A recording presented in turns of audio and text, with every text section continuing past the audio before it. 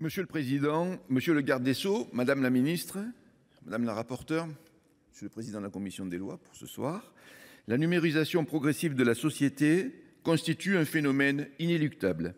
C'est un fait qui s'impose à tous. Or, les enfants sont plus que jamais mis en danger par leur surexposition sur Internet, particulièrement sur les réseaux sociaux.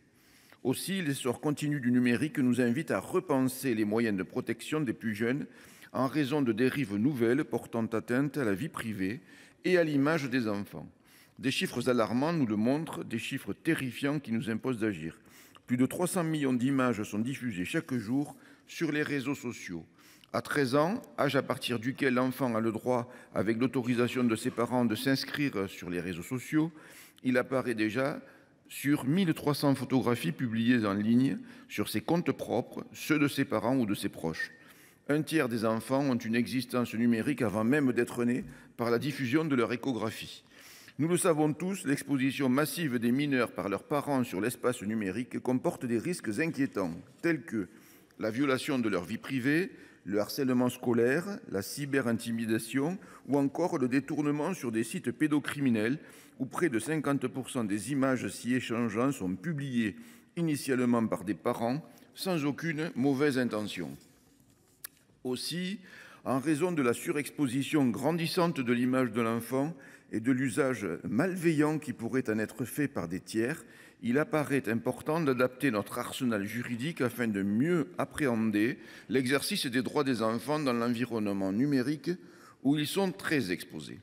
Néanmoins, la proposition de loi que nous examinons cet après-midi en nouvelle lecture ne réglera pas tous les problèmes, même si elle rappelle que l'enfant n'est pas un objet, mais une personne titulaire de droits fondamentaux pour sa propre construction, comme le droit à l'image.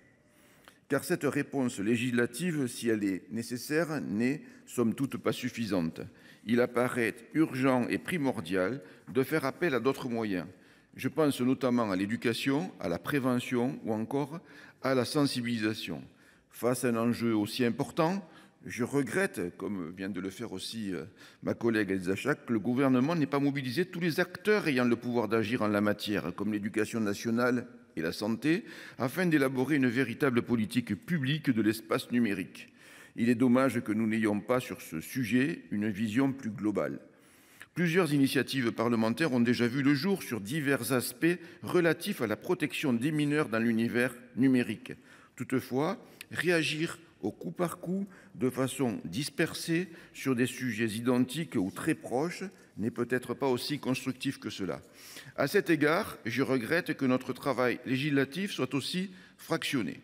Monsieur le garde des Sceaux, madame la ministre, chers collègues, il apparaît nécessaire que nous nous accordions sur un texte opérant afin de continuer à garantir à l'ensemble des mineurs une protection suffisante.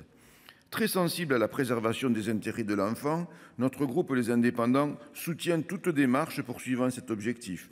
Avec conviction, nous voterons en faveur de cette proposition de loi, tout en appelant de nos vœux une véritable mobilisation pour alerter les parents sur les dangers d'une diffusion de contenus relatifs à la vie privée de leur enfant dans l'espace numérique.